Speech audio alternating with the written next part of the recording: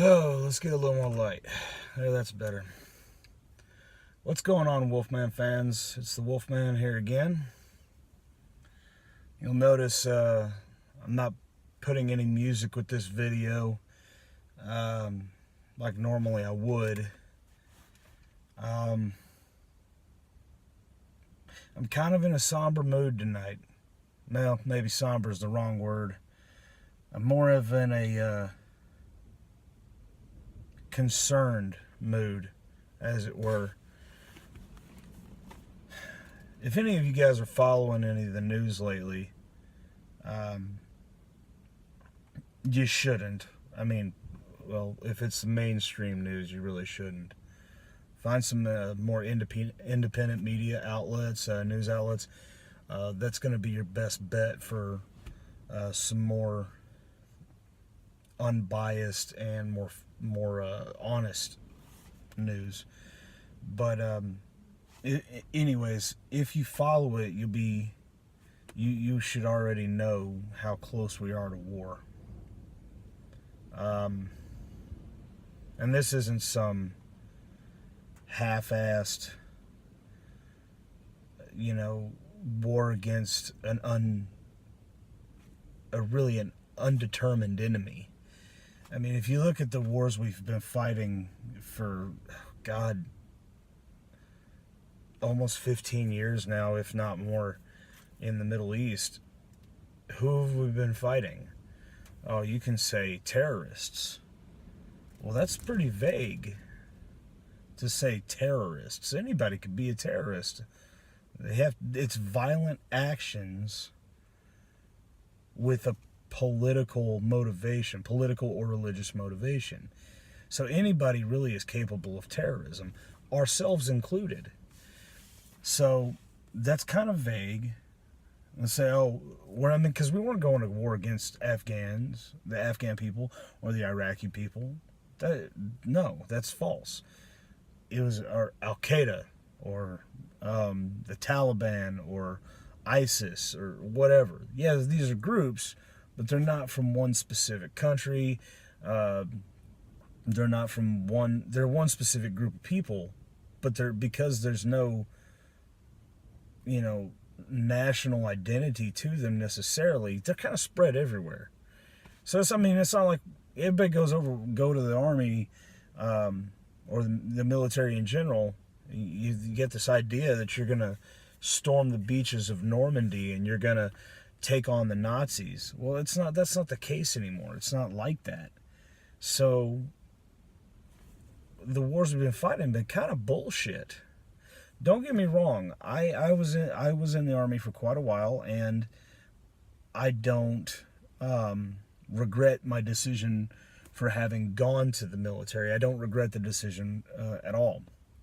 I'm very proud of my service, and I do think that a lot of the things that we were doing over there, we were doing the best we could do, and the best of our going about it the best of our abilities to do the right thing, honesty with honor and integrity and all that good stuff. We were trying to do the right thing.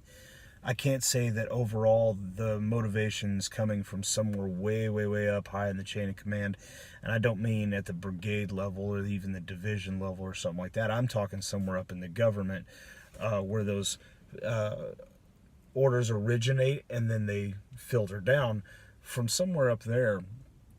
I don't know what the motivation was. I can't say for sure. And every day that I go along and I learn a little bit more about the way things work in this world, because you really don't ever stop learning, guys. As much as you think you know, I guarantee there's a lot more to know. Anyway, the more I find out, the more I learn about, the more I wonder and I think back on what we were doing. And I can say for certainty that I don't entirely know. But I do know one thing for sure. I am a patriot of this country. And I would still willingly give my life to support and defend the Constitution of the United States, as well as the people of the United States. That's my friends and family included, with everybody. Because that's what I believe. So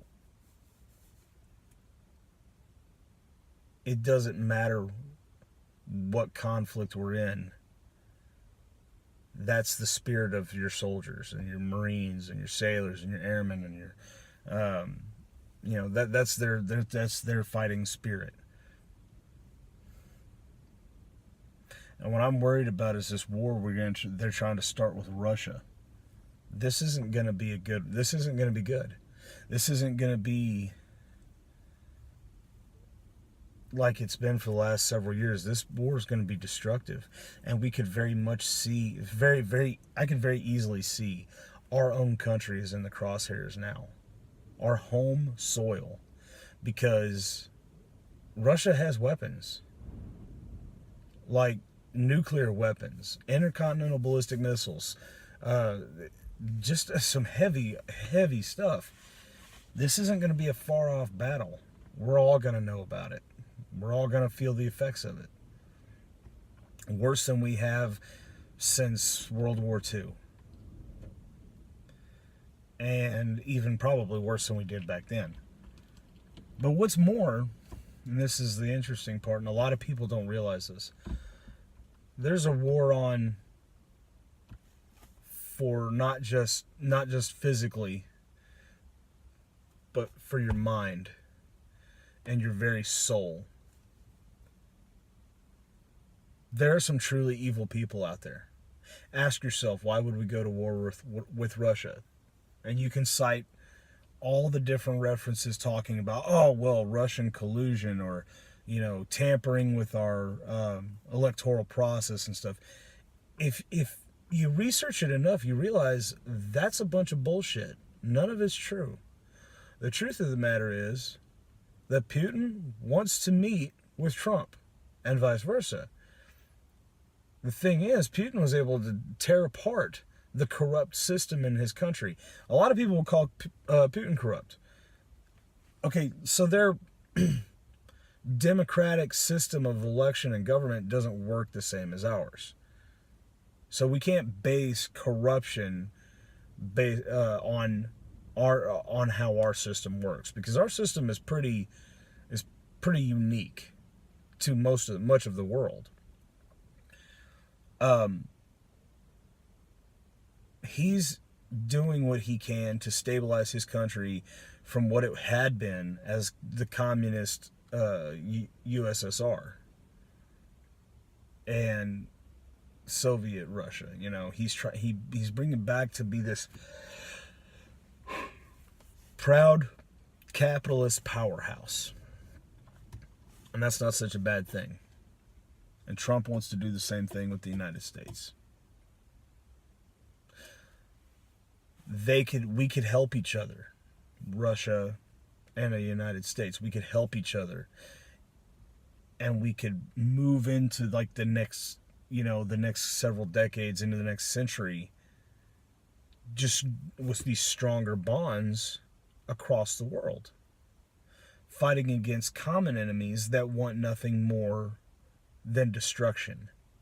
But it's not just some Middle Eastern dude in a cave, and I'm not trying to honestly be racist against Middle Easterners or nothing, but if you've been over there for the last anytime in the last 15 years, that's always been the thing. It's always some terrorist dude hiding out in a cave, or whatever. Anyway, that's not what we're going to be fighting against. But it's also not necessarily going to be a uniformed enemy either. Yeah, in a physical sense, it will be. Oh, crap. Sorry about that. My lights just went out. Anyway, yeah, we might have that. But truthfully, what we're really going to have is a fight against the very demonic forces that are really controlling some of the people in higher positions in this world. And if you think they're not, you're fooling yourself. If you think, that's crazy, that's nonsense, you're fooling yourself, because it's absolutely true. You can't tell me that there's people that would blatantly lie and cheat and steal and put their own people in that kind of the kind of danger that we are being put in, and they're not evil. There's not some kind of an evil influence. You can't tell me that. You can't tell yourself that. You can't lie to yourself in that manner. So what am I saying? What I'm saying is, guys, this is more than a physical war, more than a conventional war of guns, bombs, aircraft, naval vessels, armor, artillery, infantry. It's more than that. And it's more your mind. Information is important. It's powerful. Truth is powerful. And do the research. I implore you. It would, as they said, as I've heard so many times in the Army, it would behoove you to do the research and look for yourself and know for yourself. This is important. This is paramount in all of this, is to know the truth. Double check, triple check, quadruple check every little bit of information you run across. Cross-reference it with other, sources. Know the truth. Gather it for yourself. You can't depend on just other people to bring that truth to you. Even if you think it's a reputable news source, and it may very well be, they're fallible. They're human, just like you and I. So cross-reference what they say with what somebody else says, with what a book says or a newspaper. Always double check. Always be constantly checking and learning and trying to understand things and figure things out.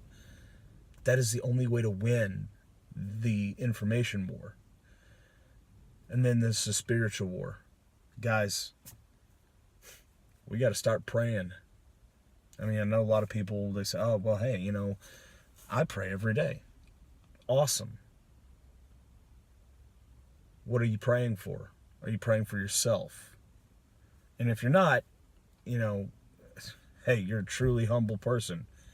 And I applaud you. But I can tell you, even from my own experience, everybody is going to... Sorry, guys. Forgive my yawning. I'm kind of tired and it's late. Anyway, everybody's going to pray for themselves in some way, shape, or form. And there's nothing wrong with that. But I think the primary focus should be for our country. And your brothers and sisters all over the world that want the same things. Prosperity, peace, love. And I'm not trying to sound like one of those, hippie flower children. I'm not trying to sound like that. But honestly, what's the ultimate goal? It's peace and happiness, prosperity, that whole life, liberty, and the pursuit of happiness. That's the ultimate goal. We all know that it's probably not going to happen, but it doesn't have to come to this. We are on the closest right now that we've ever been to nuclear war. I mean, since the Cuban Missile Crisis, we are closer than that. And it's dangerous and it's frightening. We need to pray. People, pray. And don't pray for piddly stuff. I'm talking pray for the power of God to help in this hour, in these days that we are seeing right now. That's what we need. We need spirit. We need your soul focused. There's not much else we can do. There's not much else we can say. So, and then, hey, also, by the way, ready your soul, but ready your weapons. You never know what could happen. It's, always be prepared, always be ready for that worst case scenario. You already know they're trying to dismantle the Constitution, dismantle the Second Amendment and the First Amendment. Don't let them do it. Do what I'm doing right now. Do it, people. who is it? The Pissed Off American's a good example. There's so many people out there. Chad Prather, he's funny, but he's a great example. Steven Crowder. Those are just a few people. They're fighting against censorship. They're fighting against. They're saying the truth and telling you this is how it is. Keep that going. Fight against the dissolving of the First Amendment. And then with that, once you've been fought against that, naturally, the Second Amendment is the next step. Hold on to it and fight for it. That's how we protect ourselves from tyranny. So, and I mean, that sounds like a cop-out, but you need only look back into history to see how true that statement is, and how true